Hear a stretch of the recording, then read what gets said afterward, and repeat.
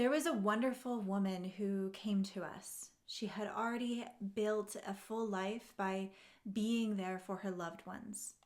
She was competent, kind, trusted, the kind of person that others leaned on and called without hesitation.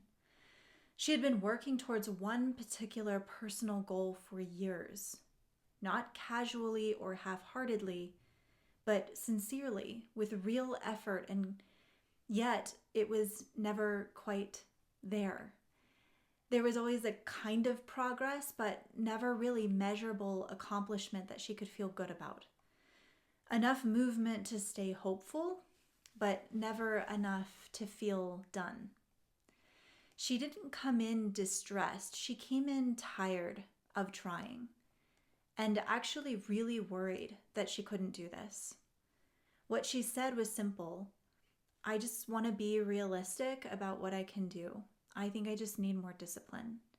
And you could see in her body, her psychosoma, the settling that she had around this particular goal. That's often how this shows up. Not as confusion, but just a quiet sense that you've been trying and something should be working better than this, but you can't figure it out. So we dug in a little deeper. When she talked about her days, nothing sounded chaotic. In fact, everything sounded reasonable. She kept her word to other people almost without thinking. Meetings, family needs, last-minute requests, those went straight into her calendar. They shifted her days and her weeks, and they stayed there. There was very little friction around that. It was automatic. But her own commitments to herself were different. They mattered when she set them.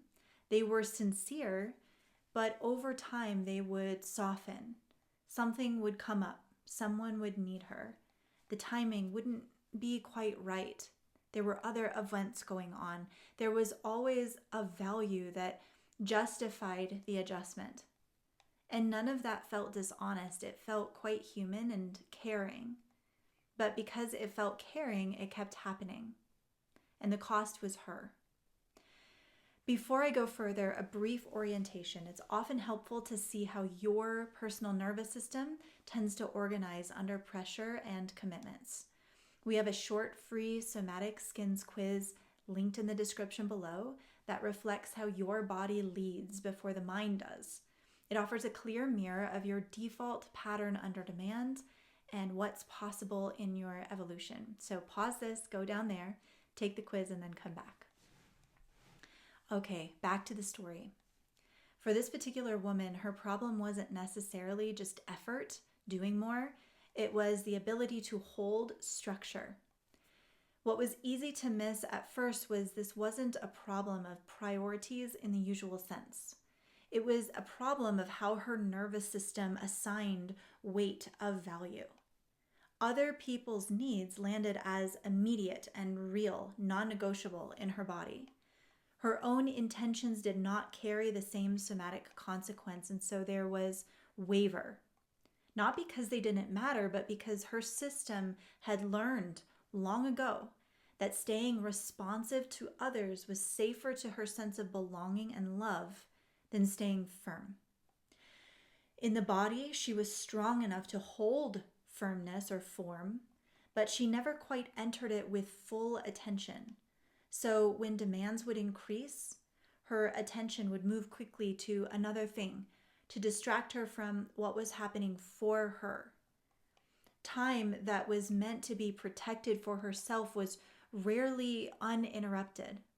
There was always a readiness to pivot, to adjust, or accommodate. And it didn't feel like self-betrayal because that's who she was. Her whole identity up until now had been wrapped up into that. So it just felt like being a good person. But there is a hidden cost of constant adaptation. When people say that they need more willpower, what they often mean is that effort has not produced the result that they expected. But in her case, willpower in general wasn't missing. What was missing was a steady structure and a center to hold and choose herself. Her nervous system was organized around responsiveness, being available or being helpful or being reliable. Those were all embedded in the identity that seemed at odds with the identity inviting her to choose herself. And that orientation had worked for a long time. It smoothed relationships, it avoided disappointment, it made her someone that others really loved. But the cost of that organization just hadn't been visible yet until this moment. When a system is trained to adapt first and stabilize later, it becomes very good at staying in motion. It learns how to respond to pressure by shaping expectations rather than by holding them. Over time, that creates a background negotiation with life. Nothing breaks sharply, things just drift off course. Goals remain perpetually in progress. Standards stay flexible and fluid. Promises, especially to yourself, remain provisional. Not because of laziness, but because the body never learned to experience self-continuity as something that requires protection. And this is where the cost accumulates. Over time, self-trust drops. There's always a sense of trying without evidence. Energy will start to lag, and eventually a subtle grief appears. Not dramatic, but persistent. The feeling of never quite meeting oneself when it mattered most. For her, the real shift came from not fixing behavior, but a mind and body, a somatic protocol around re-evaluating the system. The question quietly shifted from how do I make myself do this thing to what happens when I don't protect myself as something essential. Once her nervous system began to register her as something worth stewarding, structure stopped feeling harsh. Holding her word, even against other people's disappointment, no longer felt like a test of character. It became a way of staying intact. The calendar stopped being a productivity tool and became a means of protecting, honoring something valuable. Time blocked for herself no longer felt indulgent or selfish. It felt necessary. Structure was the key. And this distinction matters because structure didn't work just because it was stricter. It worked for her because it was rooted in care. Standards stopped being something to endure and started being something that expressed value. Food, rest, effort, focus, all of it reorganized around the same quiet principle. This system, her, matters. As that landed, internal negotiation dropped away. When something is genuinely valued, you don't have to argue yourself into protecting it. Once that happened, her progress accelerated. The goal she had been circling for years landed in 10 weeks. Not because she had become more disciplined, but because her energy stopped leaking through 1,000 small concessions. Effort consolidated, attention stabilized, and follow-through became more natural. At the end of our last session, she cried. Not necessarily from relief, but from recognition of who she had become. She said, "Thank you for holding me to a higher standard until I could see myself from that place of value too." What she was naming wasn't pressure. It was the experience of being met as someone worth protecting before she could do that for herself. This pattern shows up in leadership, in creative work, in caregiving, in people who are deeply capable but quietly exhausted by never arriving really. These aren't moral failures, and I want you to know that.